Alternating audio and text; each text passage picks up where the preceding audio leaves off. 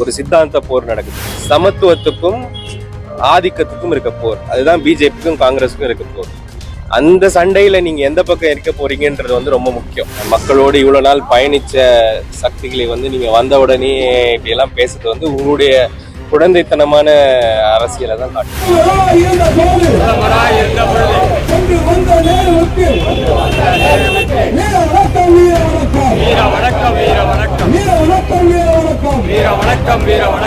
இன்னைக்கு நம்ம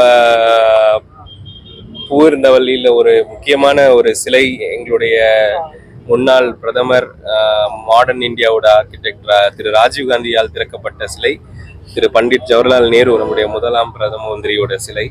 அந்த சிலை வந்து ரொம்ப ஒரு நடுவில் ஒரு ஆக்சிடென்ட்னால அது கொஞ்சம் உடைந்தது. அதை இன்னைக்கு சரி செஞ்சு மறுபடியும் மக்களுக்கு கொடுத்துருக்கோம்.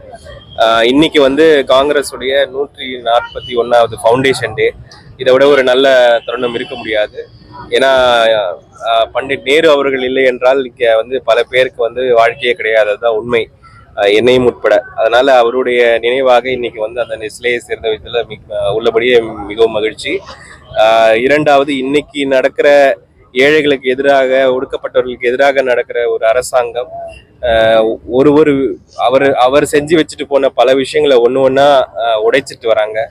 அவர் செஞ்ச பொதுத்துறை நிறுவனங்களா இருக்கட்டும், இல்ல குழந்தைகளோட படிப்பா இருக்கட்டும், இல்லைன்னா இப்போ அவங்க ரீசெண்டா எடுத்த 100 நாள் வேலை திட்டத்தை முடிச்சுட்டாங்க, அதுவாக இருக்கட்டும், இது எல்லாமே எதிர்த்து நாங்க காங்கிரஸ் கட்சி களத்துல போராடுவோம்ன்ற உறுதிமொழியோட நாங்க இன்னைக்கு இந்த சிலையை மக்களுக்கு அர்ப்பணம் செய்யறோம்.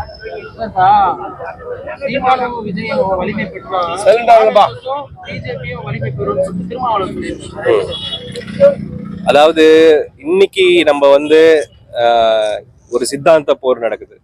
சித்தாந்த போர் என்ன? சமத்துவத்துக்கும் ஆதிக்கத்துக்கும் இருக்க போர். அதுதான் பிஜேபிக்கும் காங்கிரஸுக்கும் இருக்க போர். அந்த சண்டையில நீங்க எந்த பக்கம் இருக்க போறீங்கன்றது வந்து ரொம்ப முக்கியம். இன்னைக்கு நம்ம அந்த ஸ்டாண்ட் எடுக்கலைன்னா நம்ம மறைமுகமாகவோ நேரடியாகவோ அந்த மாதிரி ஒரு ஆதிக்க சக்திகளுக்கு உதவி செய்வோம்.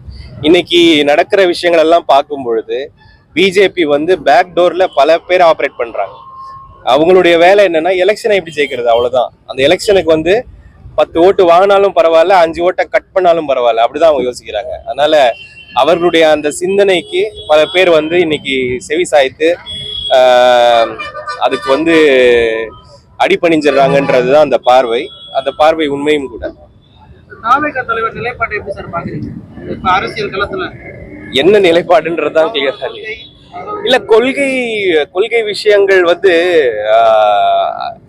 செயலுக்கும் வார்த்தைகளுக்கும் இருக்கிற விஷயம்தான் நம்ம பார்க்க முடியும். வார்த்தைகளை மட்டுமே ஒரு அறிக்கையாக படிப்பதனால் ஒன்றும் ஆக போறது இல்லை. இது வரைக்கும் செயலுக்கும் வார்த்தைகளுக்கும் பெரிய சம்பந்தம் எனக்கு தெரியல. கூட்டம் அதிகமா கூட மலேசியால கூட நேற்று படம் ஆடி லான்ச்ல அவ்வளவு கூட்டம் வருது. தமிழ்நாட்டுல வருதுல, வெளிநாட்டுல கூட வருது. கூட்டம் எப்பவுமே சினி ஸ்டாருக்கு கூட தான் செய்யும். அதுல வந்து எந்த மாற்று கருத்தும் கிடையாது. அதுக்காக மக்கள் வந்து அரசியலாக அவங்கள பாக்குறாங்களான்றது ஒரு பெரிய கேள்விக்குறி.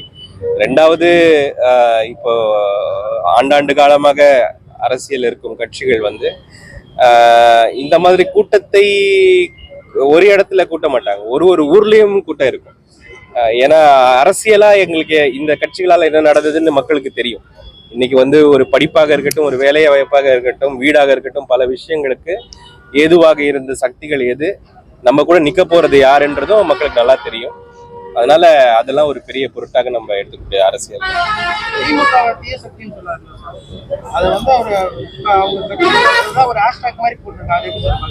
இல்ல, இதெல்லாம் வந்து சரியான அரசியல் கிடையாது.